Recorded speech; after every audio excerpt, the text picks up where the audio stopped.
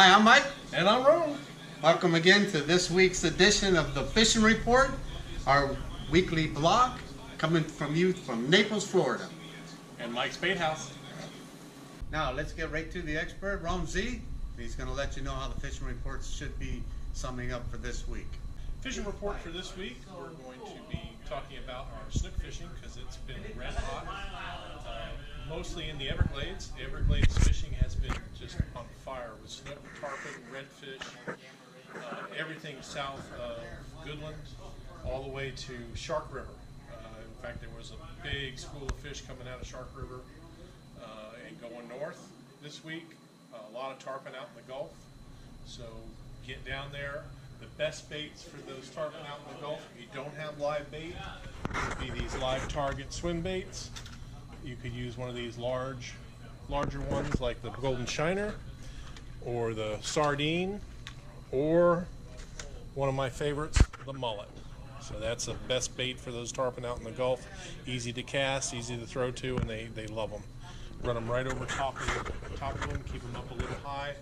You should have no problem catching them. Our beach report for this week has been up and down all week. The winds out of the northwest really hurt our beach fishing and our pier fishing.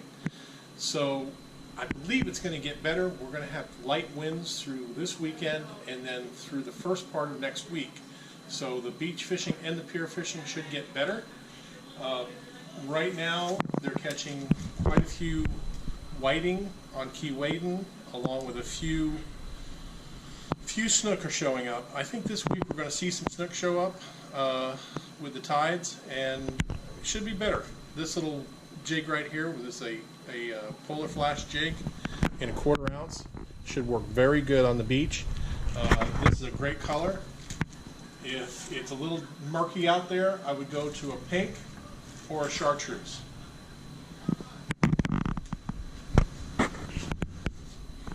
Inshore, we're catching lots of snook on live bait. The white bait bite actually went downhill this week with all the wind and the rough water and the cool temperatures. Our water temperatures dropped about 8 degrees this week. Starting Sunday, we're having a warm-up all the way through the middle of the week, so I think we're going to be doing pretty good as far as white bait goes. We're going to be able to catch it again, and they're going to start biting it again.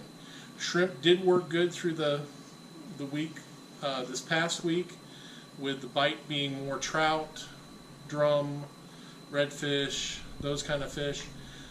The snook bite was a little lower, but we still caught them, and shrimp worked very well this week. I think this week is going to be more of a white bait week, so we've got to get your cast nets out and go catch some white bait. We do have shrimp if you don't get it, so we've got you covered, but you'll probably do better on snook with the white bait. Alright, then the last but not least, we're going to talk about our offshore report. And the offshore report has been a little scattered with all the winds this week. It's been hard to get out.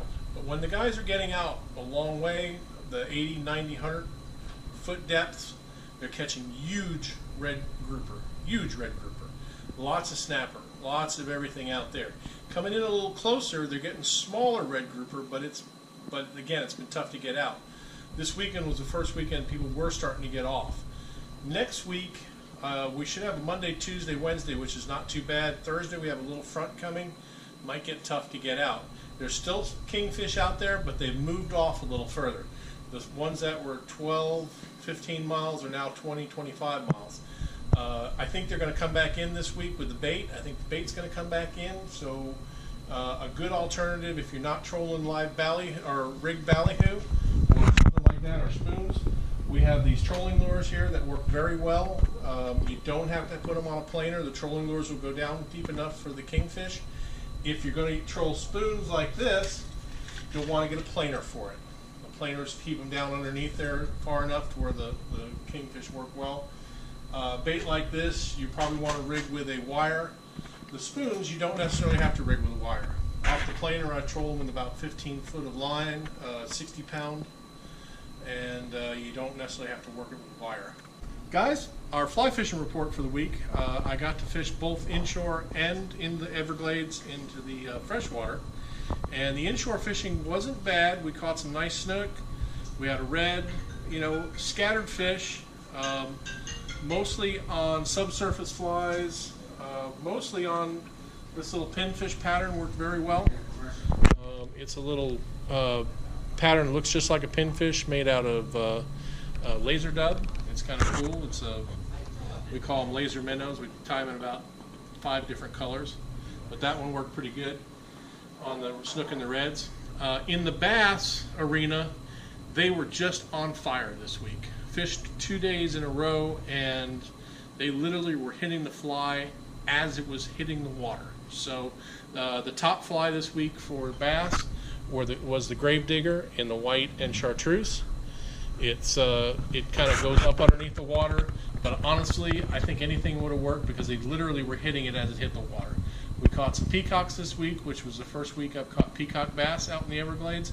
Now these are the canals that are closer over to the other side. These are off of 75, way out the Miami, the L68, the canals right along the side of the road. But the bite was on fire out there. You need to go out there and catch some bass. We had a good overall size, probably 2.5 pound average. So get out there and try it. Top water, excellent. Regular baits, great. You know, I wouldn't use anything with trebles out there. I change all my baits to single hooks because of the cichlids. The cichlids will put a hook in you very quickly. All right, so get out there and have some fun and fish. I hope everybody can decipher all that information from Captain Rome, because believe it or not, he does know what he's talking about. A little, but no, it's a lot to take in, but pay attention and there'll be better fishing coming your way. So on behalf of me and Ron, happy tides!